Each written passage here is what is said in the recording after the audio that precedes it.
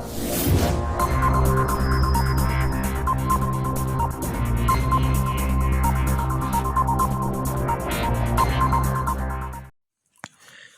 दोस्तों, मैं मुकेश कुमार एक बार फिर से आपके अपने एम के स्टडी पॉइंट यूट्यूब चैनल में स्वागत करता हूं।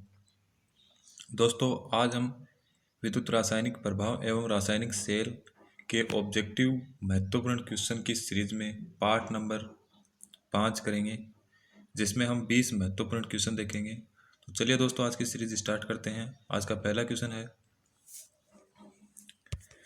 दोस्तों क्वेश्चन नंबर 81 और आज का पहला क्वेश्चन है, निम्न प्रक्रिया में गैसिंग संपन्न होती है। ऑप्शन ए शुष्क सेल की डिस्चार्जिंग प्रक्रिया में, option B lead acid cell की डिस्चार्जिंग प्रक्रिया में, option C lead acid cell की चार्जिंग प्रक्रिया में, ऑप्शन डी उपरोक्त में से कोई नहीं।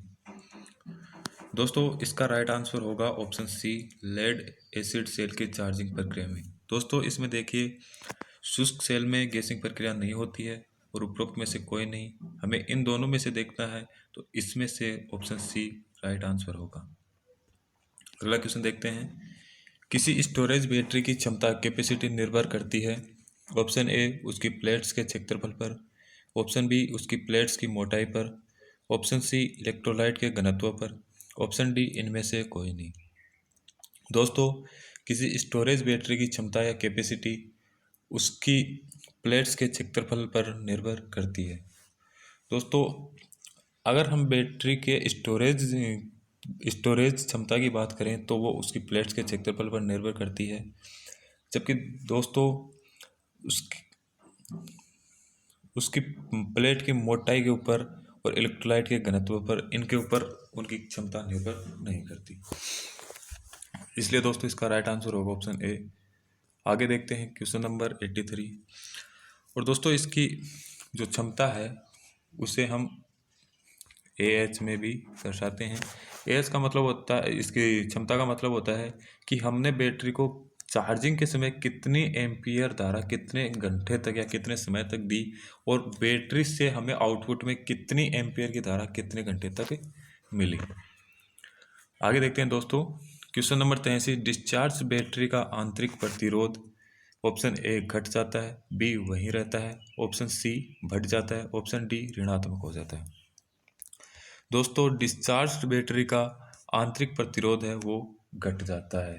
दोस्तों, आंतरिक प्रतिरोध घटने का कारण है V समानुपाती R। इसके कारण आंतरिक प्रतिरोध घट जाता है क्योंकि उसका वोल्टेज घट जाता है। आगे देखते हैं दोस्तों, क्वेश्चन नंबर 84। चित्र में दर्शाए गए परिपथ का प्रभावी विद्युत वाहक बल ET कितना होगा। दोस्तों, इसमें हम देखेंगे कि 3 सेल सीरीज में लगे हुए हैं और दूसरे में भी 3 सेल सीरीज में लगे हुए हैं, और उन तीन सेल को 2 भागों में समांतर क्रम में लगाया गया है। तो दोस्तों, हम सीरीज में, जैसा कि हम जानते हैं कि सीरीज में टोटल वोल्टेज जुड़ जाता है V1 plus V2 plus V3। इस तरह से दोस्तों हम इसका योग करेंगे तो हमारे पास आएगा 2 प्लस 2 प्लस 2 बराबर 6 वोल्ट। दोस्तों, इसलिए हमारे पास जब हम इसे सोल्व करेंगे तो दोस्तों ये हमारे पास इस तरह का डायग्राम बनेगा।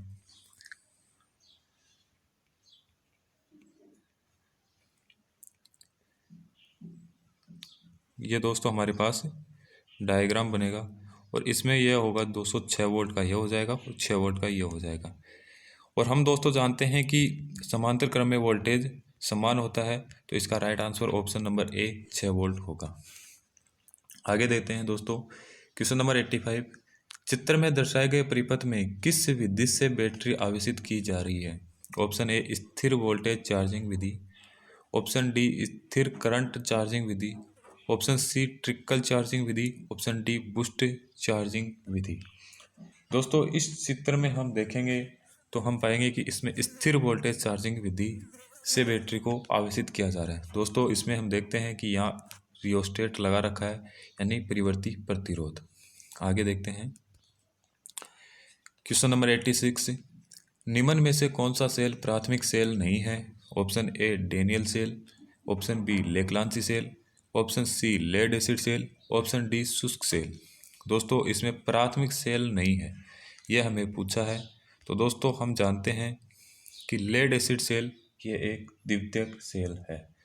तो और हमें क्वेश्चन में यही पूछा है कि इनमें से प्राथमिक सेल यानी कि इनमें से द्वितीयक सेल कौन सा है। तो द्वितीयक सेल इसमें लेड एसिड सेल है, जबकि डेनियल सेल, लेक्लांची सेल और शुष्क सेल ये प्राथमिक सेल हैं। आगे देखते हैं दोस्तों, क्वेश्चन नंबर 87। चित्र में 1.5 वोल्ट के 6 सेलों को श्रेणी क्रम में जोड़ा गया है। प्लस और माइनस टर्मिनल के आर पार जुड़ा वोल्टमीटर निम्न माप दर्शाएगा। दोस्तों इस चित्र में हम देखते हैं कि प्रत्येक सेल 1.5 वोल्ट का है, लेकिन दोस्तों इसमें एक चीज़ और हमें ध्यान देना है कि 6 सेल हैं और छठों सेल सीरीज क्रम में लगे हैं। सीरीज में हम जानते हैं कि वोल्टेज जुड़ जाती है और इसे जोड़ने के ऊपर हमें आएगा, यानी कि 6 को मल्टीप्लाई 1.5 कर दो या फिर 1.5 प्लस 1.5 इस तरह से जोड़ लो। तो हमारे पास दोस्तों इसका राइट आंसर आएगा ऑप्शन डी, नो वोल्टेज। ये इसका राइट आंसर होगा। आगे देखते हैं दोस्तों, विद्युत अपघटन के नियम किसके द्वारा दिए गए हैं।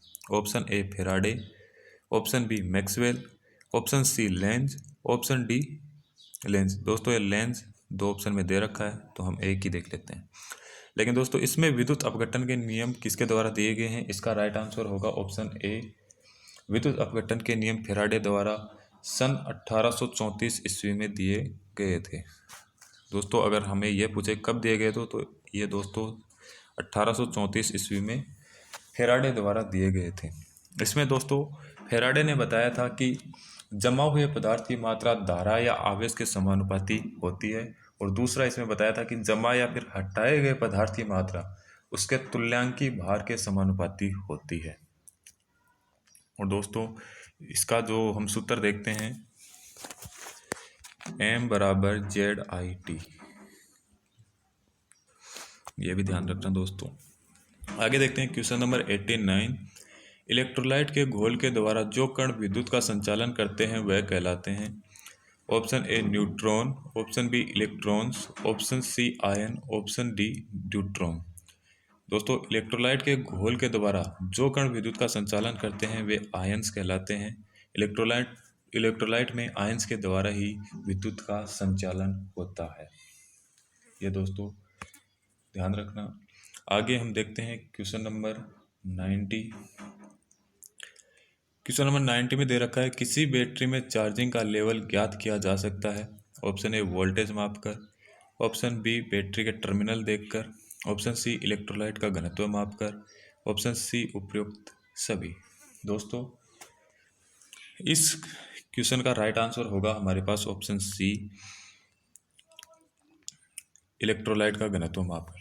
दोस्तों इसका ऑप्शन ए भी राइट आंसर हो सकता था, लेकिन इसमें जो हम ऑप्शन में से सर्वाधिक महत्व देंगे वो इलेक्ट्रोलाइट का घनत्व मापकर ही ज्ञात कर सकते हैं, इसी को देंगे। बैटरी के टर्मिनल देख करके हम ये नहीं बता सकते कि बैटरी कितनी चार्ज है या कितनी नहीं, या फिर चार्ज है या डिस, ये हम टर्मिनल देख करके दोस्तों नहीं बता सकते। आगे देखते हैं दोस्तों क्वेश्चन नंबर 91। एक सौर या सोलर बैटरी है। Option A photovoltaic cell, B ऊष्मा मापक, सी ऊर्जा मापक, डी दाब मापक। दोस्तों सोलर बैटरी ना तो ऊष्मा मापक है, ना ऊर्जा मापक है, ना दाब मापक है। इसका राइट आंसर होगा ऑप्शन ए फोटोवोल्टाइक सेल। दोस्तों फोटोवोल्टाइक सेल सौर ऊर्जा को सीधे विद्युत ऊर्जा में बदल सकता है और इसको रासायनिक ऊर्जा में बदल करके एकत्रित भी कर सकता है, जिसे बाद में हम विद्युत ऊर्जा के रूप में काम में ले सकते हैं। आगे देखते हैं दोस्तों question number 92। Lead acid battery की क्षमता निम्नलिखित में प्रकट की जाती है। Option A volts, B watts, option C coulomb, option D ampere घंटे।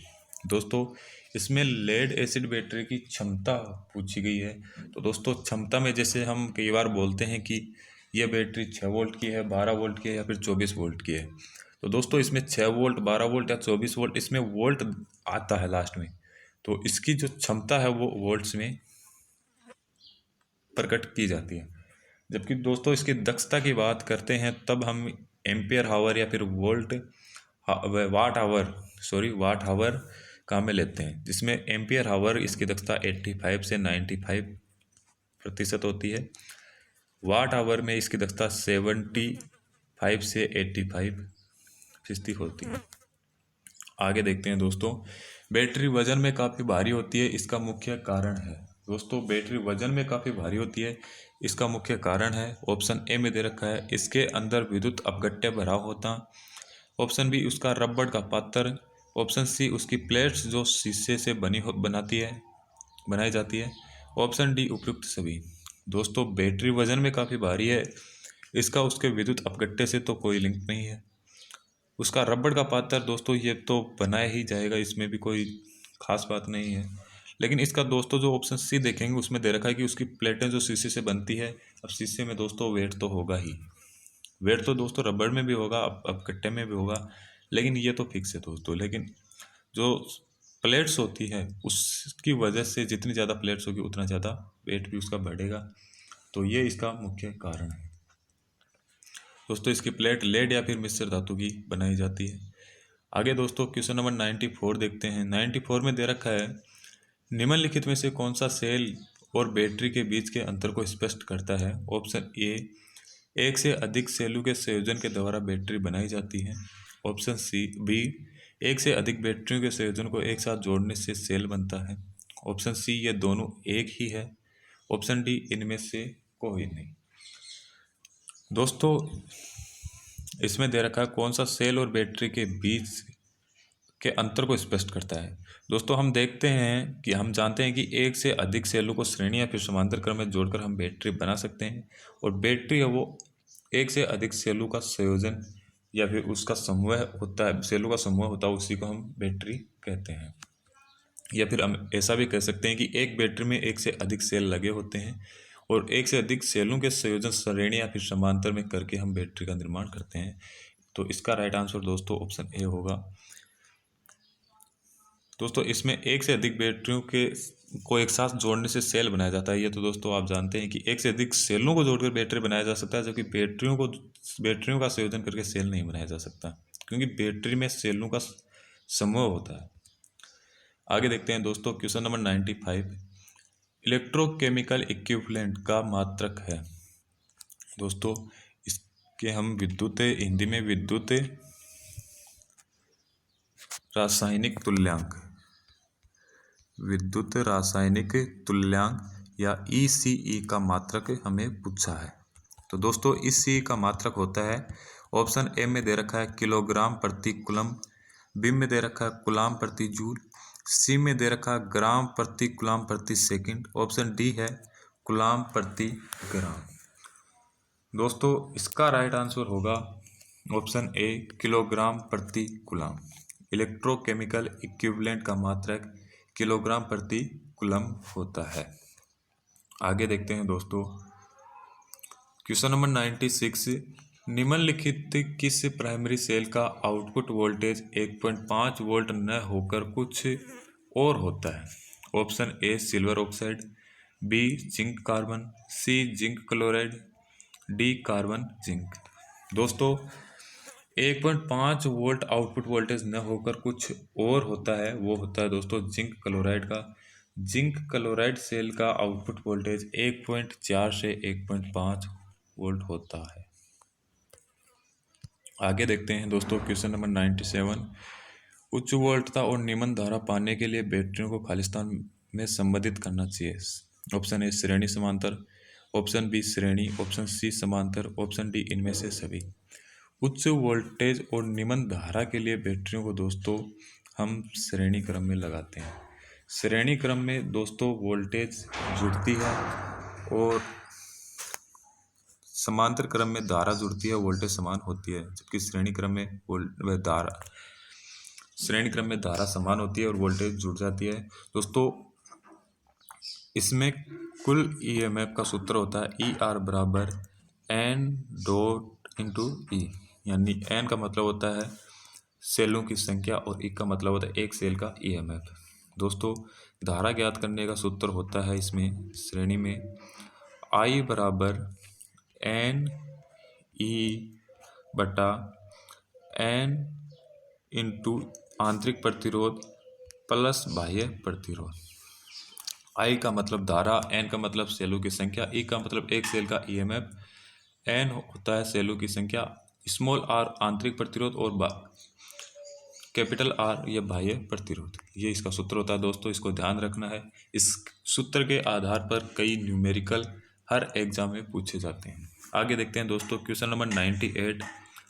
इनमें से कौन सूर्य के प्रकाश को सीधे विद्युत ऊर्जा में परिवर्तित कर देता है? ऑप्शन ए सोलर भट्टी, B solar cell, C solar cooker, D इनमें से कोई नहीं। दोस्तों इसका राइट आंसर होगा ऑप्शन बी सोलर सेल। दोस्तों सोलर सेल सूर्य के प्रकाश को सीधे विद्युत ऊर्जा में बदल देता है। सोलर सेल दोस्तों एक अर्धचालक डिवाइस होती है। इसमें सिलिकॉन का प्रयोग किया जाता है। इसमें दोस्तों प्रकाश फोटोन के रूप में ऊर्जा उत्सर्जित होती है। आगे देखते हैं क्वेश्चन नंबर 99। इलेक्ट्रिकल ऊर्जा थर्मोकपल द्वारा उत्पन्न की जाती है निम्नलिखित का प्रयोग करके। ऑप्शन ए स्थितिज ऊर्जा, ऑप्शन बी तापीय ऊर्जा, ऑप्शन सी रासायनिक ऊर्जा, ऑप्शन डी यांत्रिक ऊर्जा। इलेक्ट्रिकल ऊर्जा थर्मोकपल द्वारा उत्पन्न की जाती है, वो किसका प्रयोग करके की जाती है? तो दोस्तों इसका राइट आंसर होगा तापीय ऊर्जा। इलेक्ट्रिकल जो ऊर्जा है वो तापीय ऊर्जा से उत्पन्न की जाती है, जो थर्मोकपल द्वारा उत्पन्न की जाती है। दोस्तों विद्युत ऊर्जा थर्मोकपल द्वारा उत्पन्न की जाती है, तापीय ऊर्जा का प्रयोग करके इसको उत्पन्न किया जाता है। दोस्तों इसमें तारों के दो बिंदु के मध्य में तापांतर पैदा करके विद्युत उत्पादन की जाती है। आगे देखते हैं दोस्तों आज का अंतिम क्वेश्चन, क्वेश्चन नंबर 100। एक क्षारीय सेल 12 घंटों तक प्रवाहित 4 एम्पीयर की स्थिर धारा से डिस्चार्ज होता है। औसत टर्मिनल वोल्टेज 1.2 वोल्ट है। इसे आवेशन की मूल अवस्था तक लाने के लिए 20 घंटों तक 3 एम्पीयर की स्थिर धारा की आवश्यकता होती है। औसत टर्मिनल वोल्टेज 1.44 वोल्ट है। एम्पियर हावर AH में इसकी दोस्तों दक्षता पूछी है। इसमें ऑप्शन दे रखा है 33.33%, ऑप्शन बी 80%, ऑप्शन सी 66.7% और इसमें दोस्तों 90% भी दे रखा है। ऑप्शन डी दे रखा है दोस्तों 60%। दोस्तों हमें देखना क्या है, इसमें देखना है कि सेल द्वारा प्रवाहित धारा देखनी है, जो दोस्तों इसमें 4 एम्पीयर दे रखी है। दूसरा दोस्तों हमें जो सेलों द्वारा प्रवाहित धारा वो कितने समय के लिए प्रवाहित की जा रही है वो देखते हैं, तो ये 12 घंटों तक प्रवाहित की जा रही है। अब दोस्तों इसको जो ये तो दोस्तों आउटपुट है। अगर इनपुट की बात करें तो इनपुट में दोस्तों इस सेल को फुल चार्ज करने के लिए 20 घंटों तक 3 एम्पीयर की स्थिर धारा दी जाती है। जब इस दोनों का हम अनुपात देखेंगे तो ये आउटपुट में हमें 12 को 4 से मल्टीप्लाई करेंगे तो हमारे पास आएगा 48 AH।